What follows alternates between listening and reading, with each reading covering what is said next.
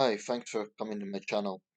So, I've just looked at a discussion thread, and I've seen others that are similar to it, discussing the issue of social media and how it impacts on people's work-life balance, or more specifically, I should say, how the influence of social media can be very detrimental in terms of how people are perceived. Let me just weigh this up a bit more because perhaps that isn't explaining it very well. Let's say you have someone who is working for a company and they say something stupid or reckless online. Then they're fired from the company because the company says it goes against our core values. There's been a few cases like this. Here's the question: at what point is that legitimate, and at what point is it not? So, there's a few other things I want to talk about here because I think it's an extremely important issue and an extremely relevant issue in this era. I mean, social media is kind of the zeitgeist of this era. It's something that many, many people use. It's something that is incredibly dominant. Even people who disparage social media, they still will often use it.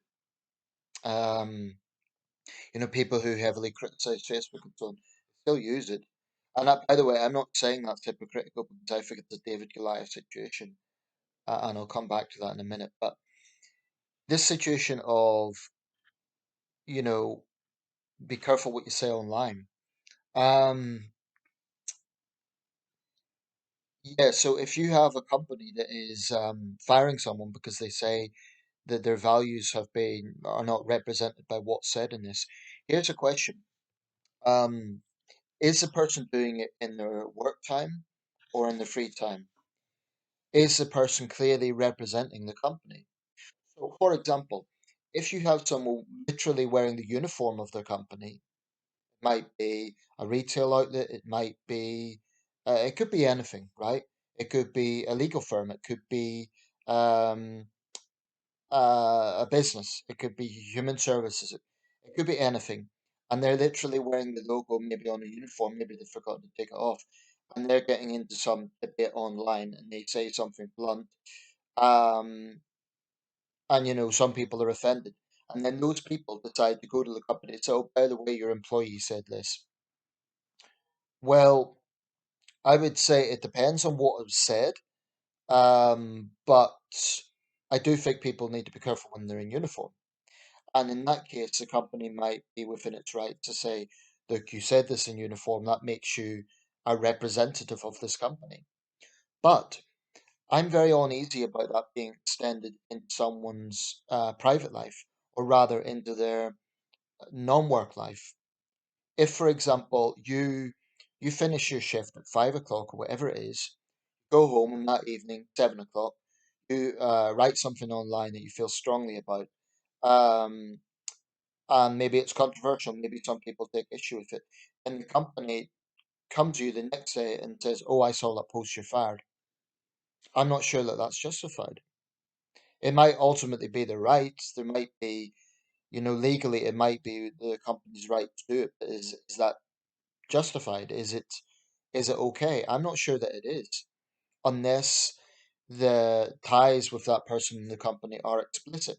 I mean, if it on their Facebook profile, they've got a lot of posts saying, "I am a member of this company," or the link is very obvious. Then I can see why the company would be concerned because it gives them bad PR. Um, so I can understand that from the company's point of view, because then they could get a backlash from people thinking that they're employing an obnoxious person, and then in some cases it might be a very bigoted person. So I can understand that, but I also feel that social media, um, sometimes it can be a case of the power of the mob.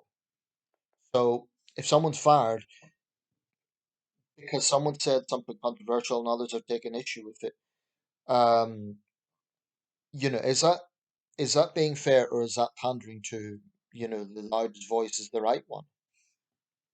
Freedom of speech is a fundamental right in our society, and I don't think that people should be prevented from having their opinions just because there's a potential that it will impact their job. I think that's wrong. I think people should be responsible. They shouldn't do it when they're in uniform, and they shouldn't, as a general rule, whether they're in a company or not, they should be responsible online. So you cannot threaten people. And if you do use explicitly racist, homophobic, or sexist language, then at some point it's going to be exposed. But I do think we're going in a direction of far too much curtailment of free speech across the board in every area. And I do think that's concerning. So I don't think a company really has a right to say to someone, we're dictating to you what you can and can't say all the time.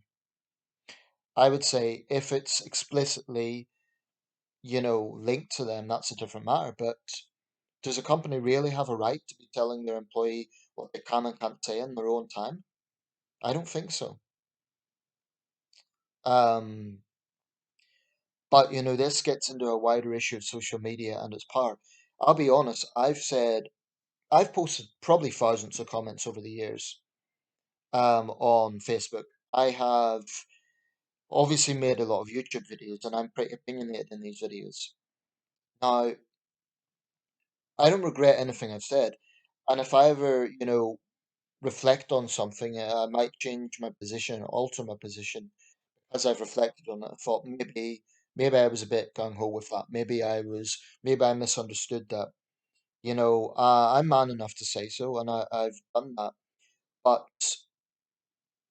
as a general rule, I'm not comfortable with self censorship.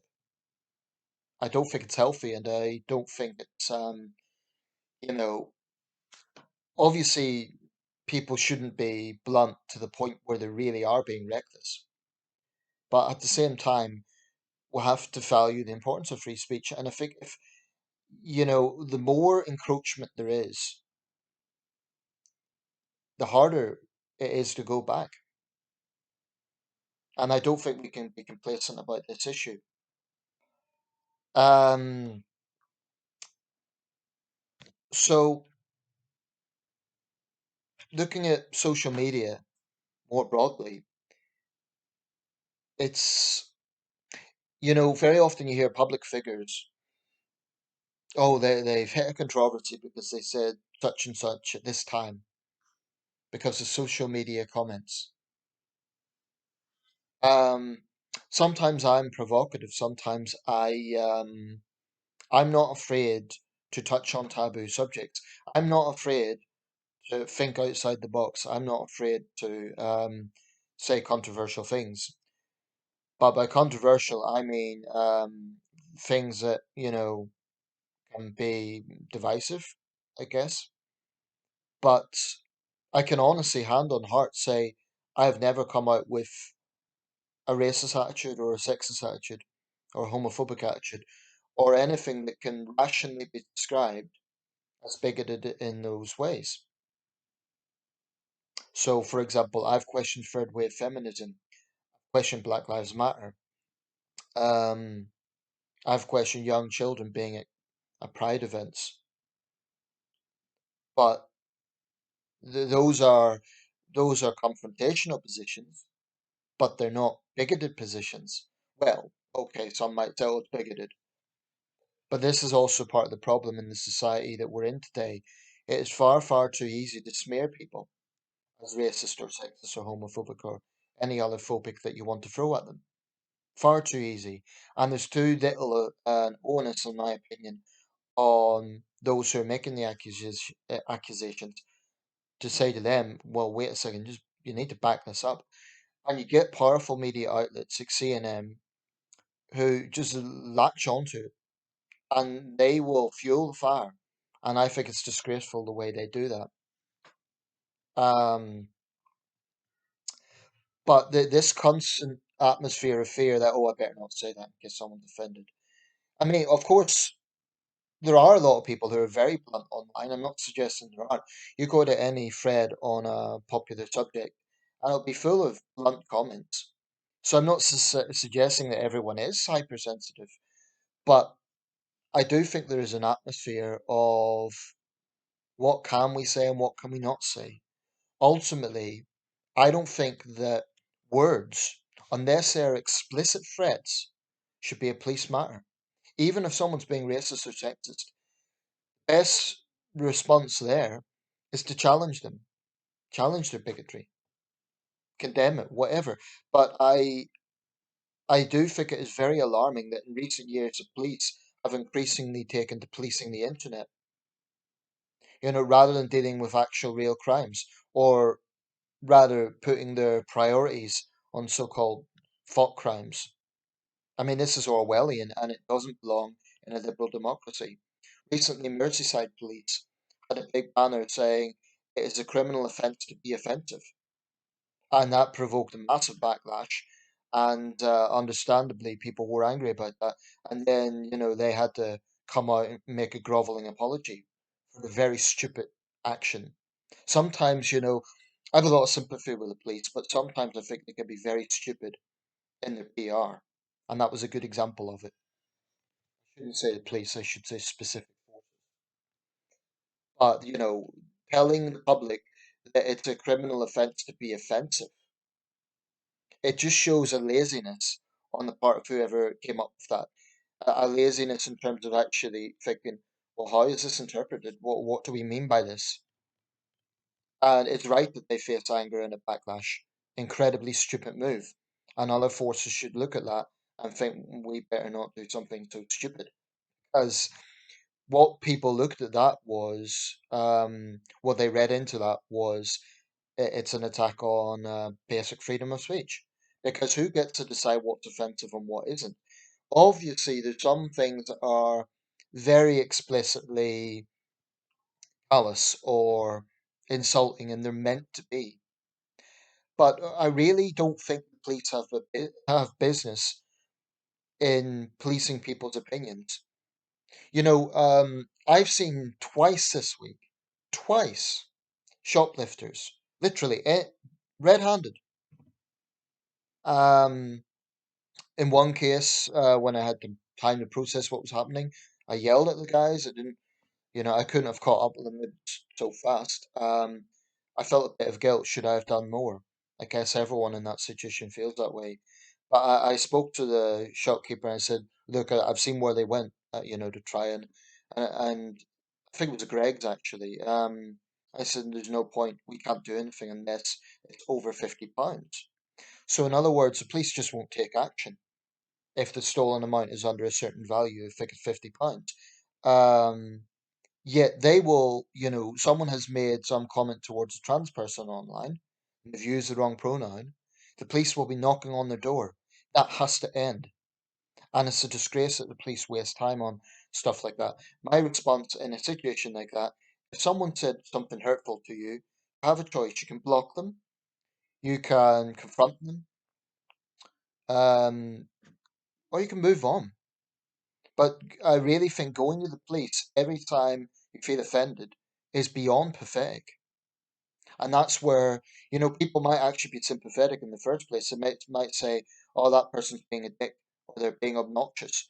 But to then go to the extent of getting the police involved, it's overreach. Some people are unpleasant, and I think they'll end up lonely because of the attitude that they have.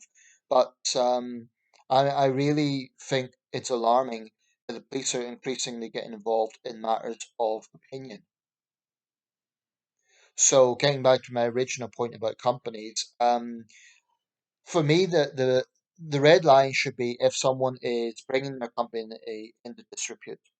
And there's some obvious things. I mean, I should say this: there might be some things that go into private time that will affect someone's job. So, for example, if you have a soldier, a serving soldier, or other member of the armed forces or police who expresses sympathy for a terrorist organization, clearly they aren't fit to be in the job that they're in, and that would be absolutely justified in dismissing them. But if you have, or another example might be, let's say someone's working for a diversity board, for want of a better term, and they come out with explicitly racist comments or comments against a particular group, and they could be from any background. You know, they might be black and coming out with anti-Asian comments. They might be white and anti-black comments, or black and anti-white comments, whatever it is. But if they're in that position and they're coming out with those comments, even if it's on their own time, I would say that's just common sense. They're not fit for that job. But generally speaking, let's say you have a retail outlet, okay, and their primary job is to sell goods. It's retail. That's what they do. And then an employee says something in their own time about I don't know, their views on climate change or Black Lives Matter or another hot button topic. Um, it would have to depend on what the context is. I mean, if they say I'm against Black Lives Matter because I don't like black people, then that's racist. But if they say I don't like Black Lives Matter because I don't agree with the narrative that they're putting out, that's not racist. So understanding this is extremely important. You know, in many ways, society as a whole is dumbed down. Too many people rush to judgment without knowing the full context. It's one of the biggest problems of not just social media, but this kind of gotcha style journalism that we've seen increasingly, and an overly sensationalized news system. You know, the days of a newsreader just sitting at their desk reading the news, I'm not going to say they're long gone, but they are being eroded in some ways. Um, Punditry's taken over, and it's just it has its place, but when it takes over, that's a problem. So I'm going to round this up, but you know, I know what my values are. I know that when I make an argument about anything, I know where I'm coming from. Now, I'm not saying I know everything. I'm not saying I'm right about everything, but I know what my intentions are when I have a certain opinion. Um, and I do take issue with people misinterpreting it, but I'm also a realist. You know, if you're a public figure, people are going to misunderstand you. They're going to interpret your stance in a particular way. And if you're a public figure, say a politician or celebrity, you won't have time to correct every individual who has misunderstood you. So, in that sense, words do matter. But I also think that we have too much of a situation of witch hunt might be a strong word, a strong term to use, but we have too much of a situation of people jumping to conclusions, not giving people the benefit of the doubt, especially when it comes to race issues, probably more so than anything else. I mean, that is to some extent in this country, but in the United States, it's just anything to do with race. It's like it should come with a glass case, you know, fragile, do not touch, because it's so it's such a powder keg, and that's sad. That's unfortunate that people can't just have adult dialogue and just be at issues in an adult way rather than screaming at each other. And I have to say, particularly screaming racist at people. It's not to say that that isn't a problem, but too often I do think it's weaponized to try and silence debate, and it's very unfortunate. Let me know your thoughts, and be careful what you say, you know, because it might well come back to you.